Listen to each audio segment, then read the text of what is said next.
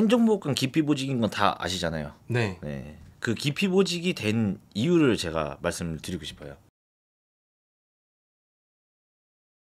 시간이 안 나와요. 물리적인 시간이. 제가 뭐 떳떳하게 말씀드릴 수 있는데 누구보다 시간적 소요를 부대에 많이 들였거든요. 주말 할 거 없이 매일 출근하고 했는데도 불구하고 물리적으로 감당이 안 되는 수준이에요.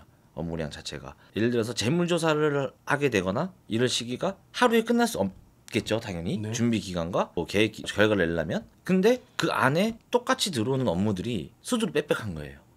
이거 한 번은 이거 꼭 말씀드리고 싶은 건데, 위에 계시는 분들은 하나의 업무를 내려주시는 건데 그게 한 다리가 거치고 맨 마지막 말단까지 오게 되면 배수로 늘어나는 거예요. 각 인사처, 교윤처, 뭐 각 처부에서 내려주는 오더가 하나씩이라면 여단에서는 또 하나씩 얹어서 또 내려오고, 대대에서도 또 하나 얹어서 또 내려오고, 그러면 포대는 하나씩만 내려와도 15개, 20개가 돼버리는 거예요, 업무가. 그렇죠. 그러다 보니 그거를 해결할 수가 없는 거죠. 그러니 뭐 항상 하고 있는 뭐 소방안전의 날 행사, 사이버 지식 정보반, 사이버 지식 그 안전보안의 날 행사, 이런 것들이 결국엔 소위 말해서 까라가 되는 거예요. 설문만 쓰고 사인만 하고 이게 이루어지지가 않을 수밖에 없다. 좀 더 잘해보려고 또 하나 더 붙이고 하다 보니까 네, 이제 하나를 할 일이 4-5개가 된다는 거죠. 네. 근데 그런 일들이 매일 내려오다 네. 보니까 감당이 안 된다. 네, 감당이 안 돼요. 저도 겸직을 한 9개월 정도 했어요. 네, 근데 겸직 수당이라는 게 있는데 그걸 어떻게 보면 제 입장에서는 받고 싶었는데 못 받았어요. 제가 이제 교직원을 하면서 탄약반장 임무 수행도 같이 병행을 했었는데 신분이 다르다 보니까 뭐 준이는 준장교의 순회에서 하다 보니까 그게 안 된다고 얘기를 하더라고요. 탄약반장님이 준이셨어요? 네, 직책 자체가. 그러면 근데 일은 시켜놓고 돈은 못 주겠다. 직책이 네. 다르니까 완전 이거 사기꾼들이네. 네. 겸직 자체가 제 인사상에 기록이 남진 않았어요.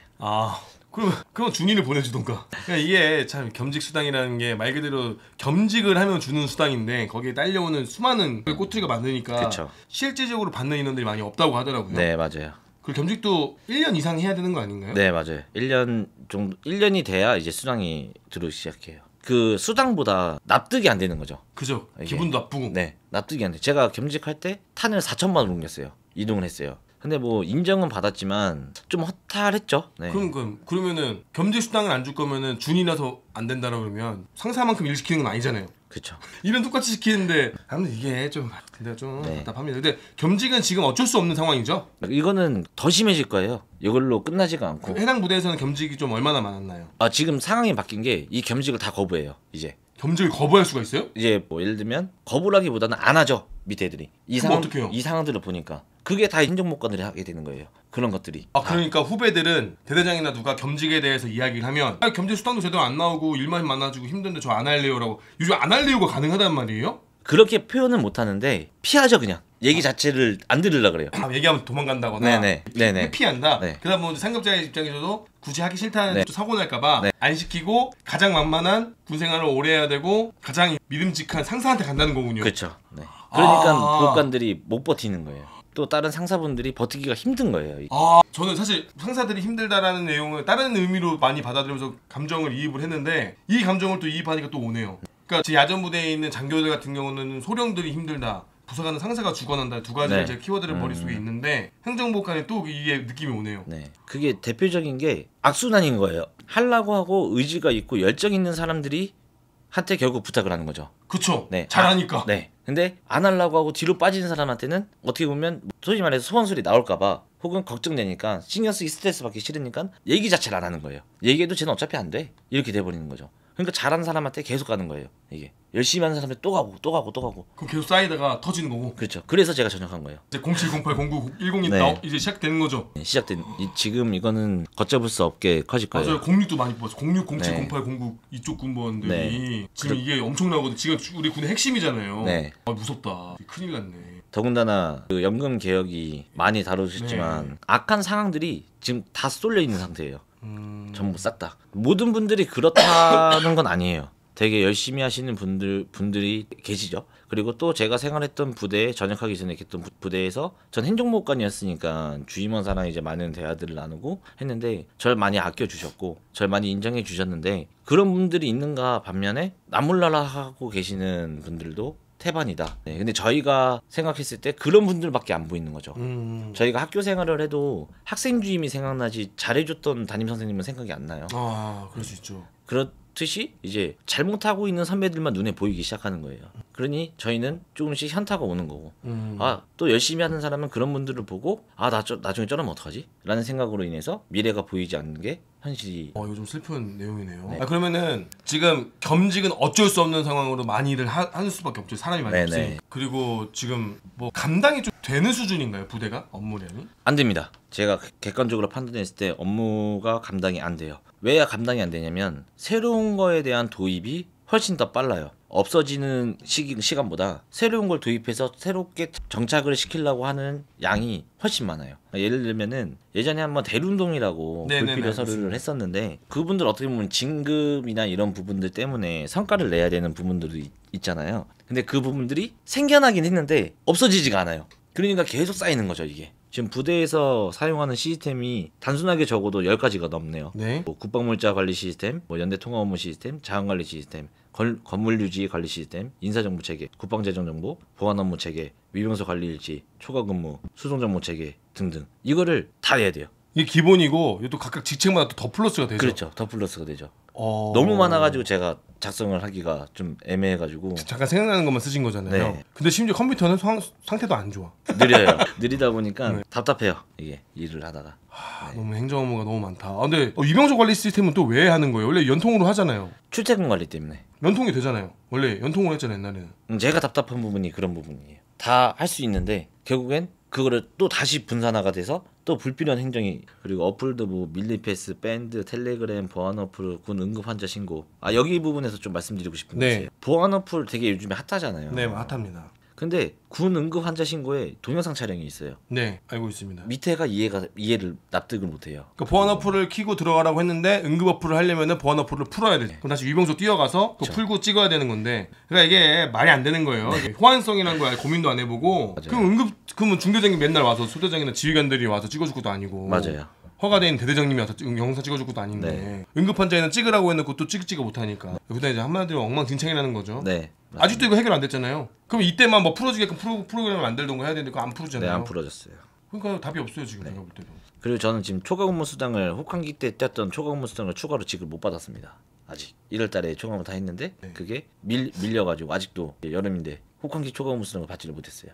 그리고 제가 하나 웃긴 거를 말씀드리면은, 제가 지금 나와가지고 법인체를 내고 진행하는데 조기 전역서를 냈잖아요. 냈는데 6번에서 전화가 왔어요. 저한테 6번 인사에서 제가 이제 개인 사업하고 법인을 냈는데 그거를 증명을 하라는 거예요. 집포기간에. 그러면 조기 전역서를 받아주겠다. 그러면 제가 영리 행위를 하고 있다라는 거잖아요. 그렇죠. 그럼 범법자가 되는 거고, 그걸 저한테 증명을 하라는 거예요. 6번에서. 전 안 하고 있으니까, 전 영리 행위 한 적이 없는데 그래야 조기 전역서를 받아준다고. 그게 무슨 말이냐 물어보는데, 조기 전역을 하기 위해서는 제가 뭐 어떤 영리적인 행위를 해야 그게 조기 전역서가 사유가 된다라는 거예요.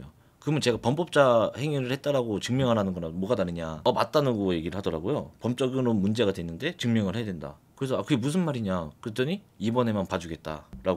네, 그게 아마 조기 전역이 취업이 된 상태거나 네네. 뭐 이렇게 뭐 증명이 되면은 이 사람은 사회 나갈 준비가 돼서 조기 전역하겠습니다 증명을 해야 되는데, 네. 아마 사업자 같은 경우는 그렇게 표현을 한 것 같아요. 제가 이해를 못 하신 것 같아요 그분께서. 네. 지금 아까 말씀하신 거 쭉 들어보니까 오히려 요즘에 군인들이 전역하는 이유는 병사들의 인권이니 뭐 때 병사 때문에 힘들다가 아니라 군 체계 시스템 자체가 지금 문제가 있다 보니까 많이 나오시는 것 같아요. 네, 그 말이 좀 맞을까요? 네, 체계 자체가 많은 문제점을 가지고 있는 건 사실이고, 거기에 저희가 버티고 여태까지 어떻게 보면 열정페이를 받으면서까지 열심히 했던 이유가 저희 정신적인 소요가 되게 커요. 저희가 정통해야 따른다는 부사관 구호처럼 많이 배우고 어떤 업무에 정통해야지 밑에 사람들이 이제 따라오기 마련인데, 그거를 지켜줄 수 있는 위에 상급자가 없어졌다. 즉 다시 예를 들면서 정신적 지주가 없다라는 거예요.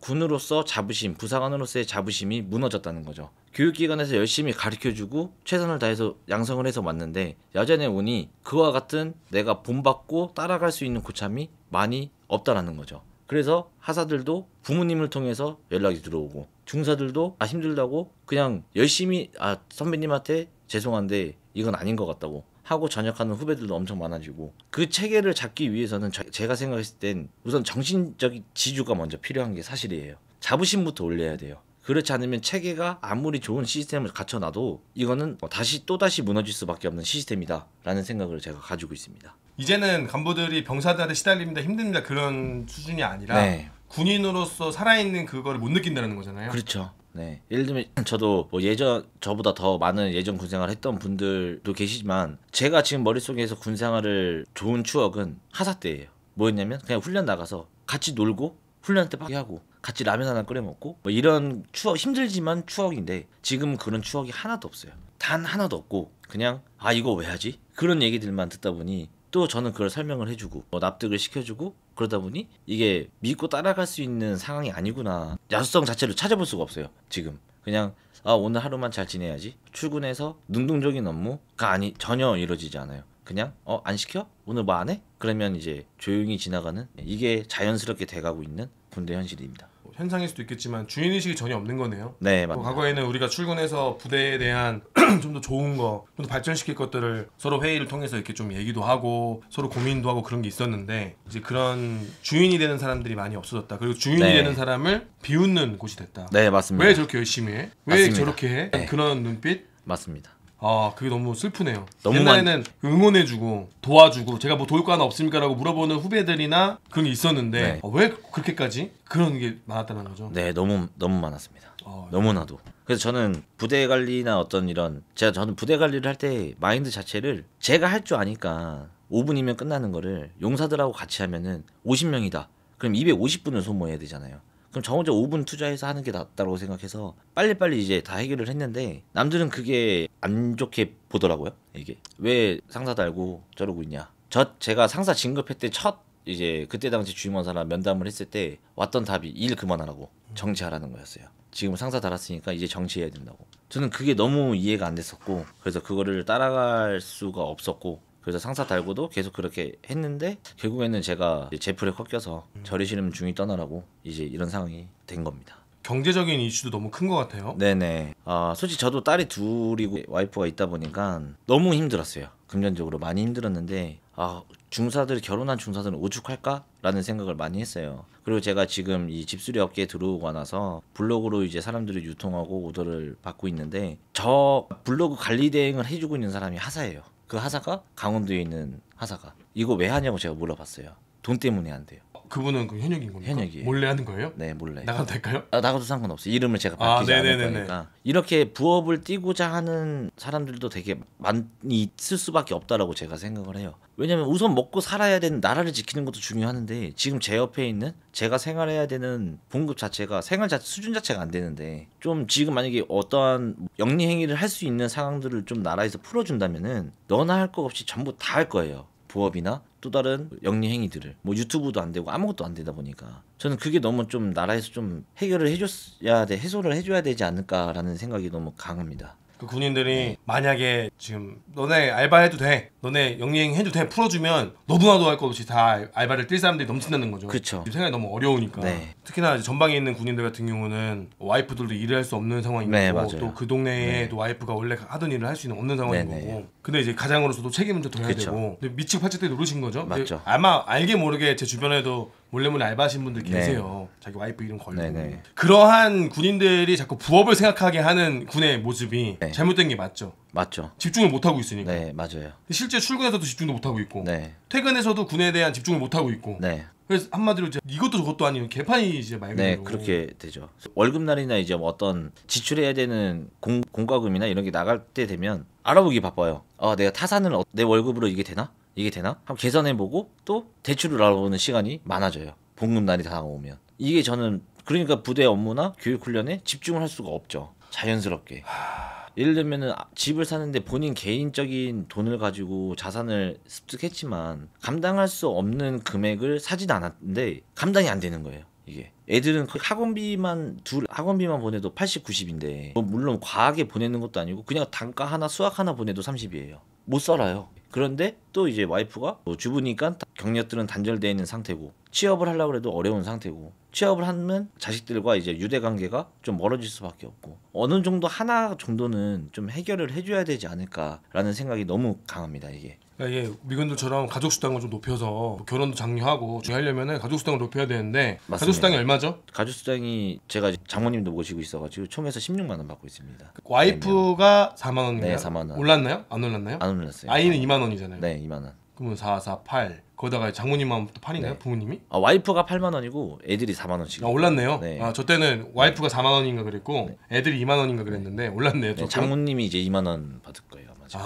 그러니까 이게 말이 되냐? 그 가족 뭐 치킨 수당도 아니고. 그것만으로도 저는 감사했어요. 아, 그렇죠. 진짜. 그거라도 안 들어오면 아예 생활 자체가 힘들고 계속 빚이 쌓이다 보니까 와 어쩔 수가 없더라고요 이게. 위에서 아니란 생각을 하고 있는 것 같아요. 저희가 처자식이 있으니까 뭐 연금 때문에 책임져야 되는 뭐 이런 부분 가장으로서에 대한 부담 이런 것 때문에 나가지 못한다고 생각을 하고 있는 것 같아요. 근데 세상이 바뀌었고 문화가 바뀌었고 그렇기 때문에 못 나가는 사람들이 왜 못 나갈까요? 자부심이 있는 사람들은 남아 있겠죠. 근데 반대로 나 스스로한테 자신 있는 사람들은 다 나가요. 즉 인재들은 나갈 수밖에 없는 상황이다. 자연스럽게. 또 중사든 상사든 왜 그런 것들을 처자식으로 인해서 희생과 열정페이들이 다 감내해야 되고 감수해야 된다라고 하는 당연한 시선이 오히려 중상사들을 밖으로 나가라고 하고 있는 상황입니다. 지금 한 번쯤 바꿔줬으면 좋겠어요. 하사들을 잡는 것보다 중사와 상사들이 부대에서 헌신할 수 있게 좀 노력을 해주고 길을 열어주고 좀 저 사람들이 숨통을 열어서 심적 여유를 가지고 부대를 이끌어갈 수 있는 중견 간부들의 위치를 잡아주면 자연스럽게 아까 말씀드린 것처럼 하사들은 그 상사와 중사들의 모습을 보고 자연스럽게 유입이 될 거고 장기를 할 거고 그러면 군대가 선순환으로 전환이 되지 않을까